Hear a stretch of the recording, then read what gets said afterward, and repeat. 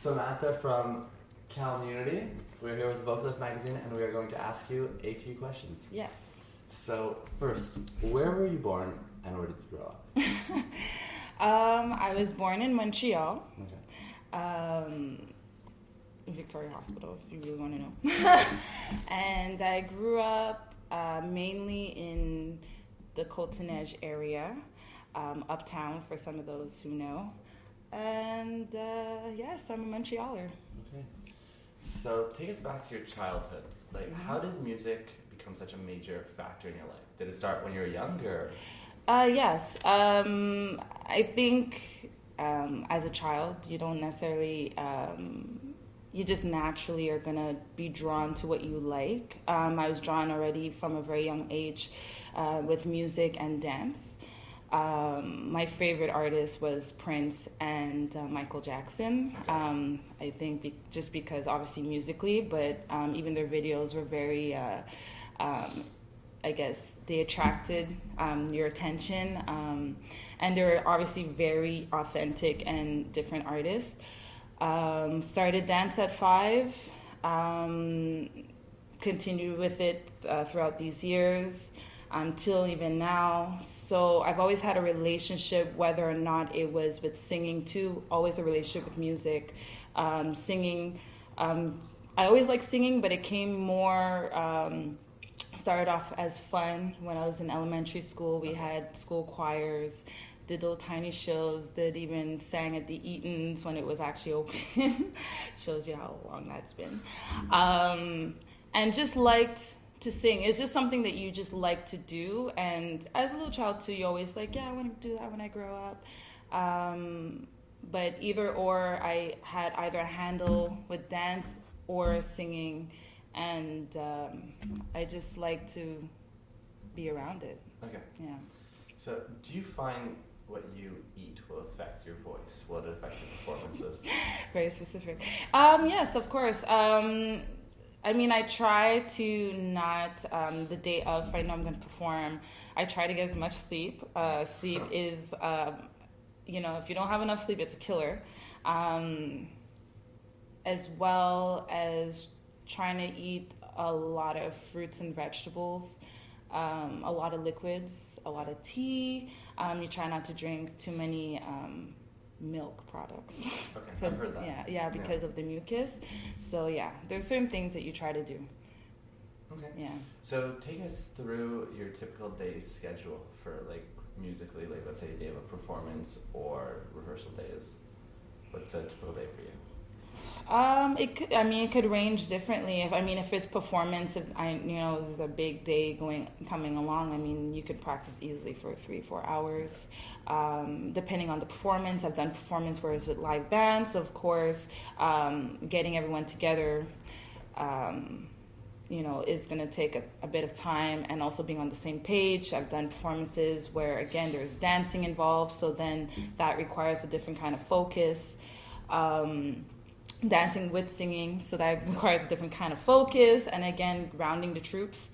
And sometimes too, as I said, it's usually you just want to listen to your body as well, and not push yourself too much, but at the same time, be focused and be there, be present. So, yeah. So as your music career becomes bigger and bigger, do you feel any pressure to look or act in a particular way?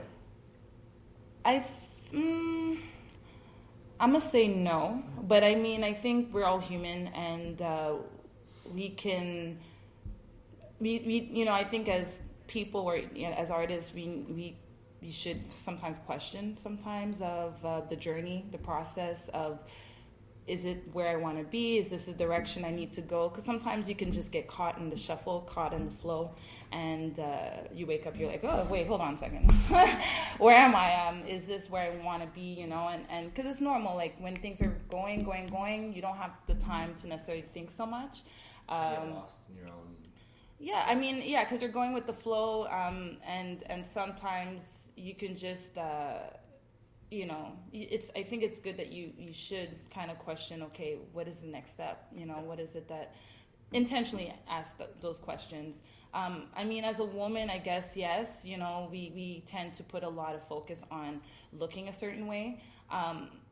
You know, yes, I think, you know, it's nice to dress nice and look good. I mean, I don't think there's anything wrong with it. I think it's just as long as it's in a positive, there's a positive intention behind it, and show more confidence as opposed to like, I need to look this way. So, yeah. So what are the biggest challenges you face as a vocalist? Aside from, yes, eating the right foods, making sure that your voice is on point in terms of just making sure you're not too tired or, you know, strained, because you could be strained vocally. I think it's just making sure that your voice is heard, and knowing too what you want to bring to the table stylistically. I think also too, it's getting better, but also Montreal, we still have a very underground scene and a lot of great talent, but it kind of stays underneath the surface and don't necessarily reach to the next plateau. So as a vocalist, and not just vocalists, but you know, we could talk about MCs, we could talk about other sorts of artists, but I think that would be also an issue of just breaking the ice to go to the next level. Well, you said how it's very underground. It's still underground. We have, like, you know, you'll have the college radios that are gonna play those tracks, and you'll have the DJs that are gonna appreciate the music that you come out with and play it maybe in their parties and things like that, which is wonderful. That's you do want to be part of the people too, like the people whom, you know, are walking down the street with you can appreciate authentically what you're doing, and that's great, you know, because you want to be touching with relatable to the people. But I guess I'm speaking in terms of just more of a mainstream,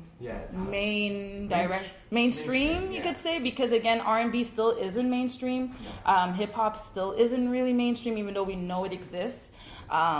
So, you know, it's there, but it's still, is it really there? You know? Yeah. So it'd be like, it's all these underground. Yeah, it's there, but it's, you gotta look for it. You see what I'm saying? I mean, there's a few big names.